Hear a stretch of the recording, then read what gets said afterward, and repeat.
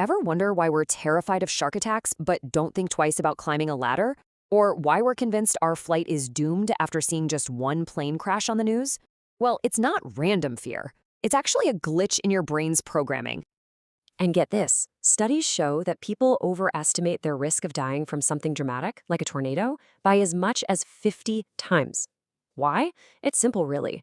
The dramatic images, the sensational stories, they're easy for our brains to remember. They are readily available. This mental shortcut has a name. It's called the availability bias, and it's quietly shaping your perception of reality every single day in ways you probably don't even realize.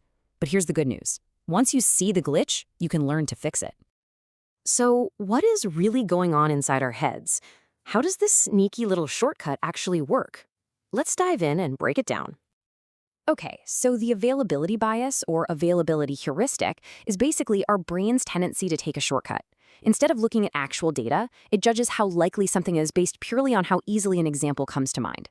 If a memory is recent, or super vivid, or emotionally charged, our brain just assumes it must be way more common or important than it actually is. I love this analogy. Think of your brain as a kind of lazy librarian. Instead of doing the hard work of searching the entire library for the most accurate book, a full rational analysis, it just grabs the book that's sitting right on top of the return cart.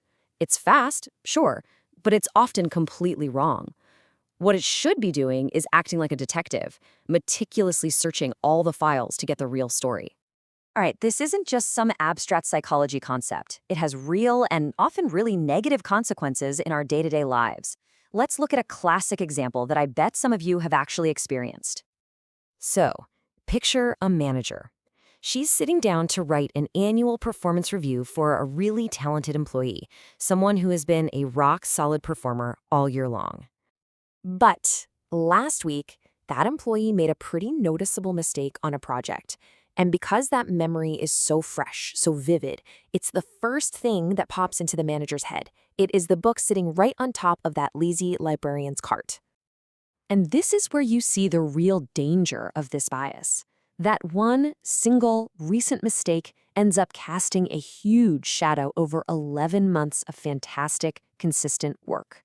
The most available piece of information hijacks the entire evaluation, and that leads to a totally unfair and inaccurate review. Now, this mental shortcut has been with us forever, since our days on the savannah. But there's a new, powerful factor in the mix. What if the very technology that's in your pocket right now is actually hardwiring this bias, making it more powerful and way more dangerous than ever before? And that brings us to the modern-day supercharger of the availability bias, our digital world, and something called the filter bubble. Just think about your social media feeds for a second. They're run by algorithms designed to show you stuff you'll click on, which, let's be honest, usually means stuff you already agree with. This creates a nasty 1-2 punch. First, algorithmic reinforcement, which keeps feeding you an endless loop of the same ideas. And second, intellectual isolation, which actively hides different or challenging viewpoints from you. The result? You get trapped in an echo chamber. The filter bubble doesn't just make certain information more available. Its goal is to make it the only information you see.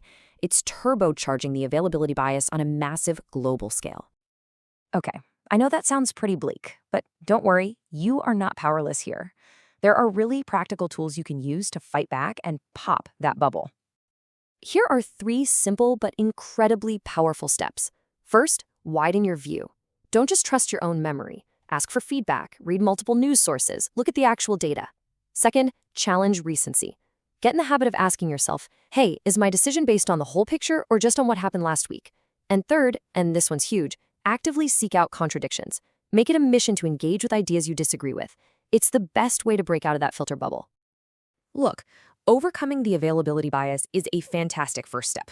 It really is. But to become a truly clear and effective thinker, you need a whole toolkit of what are called mental models.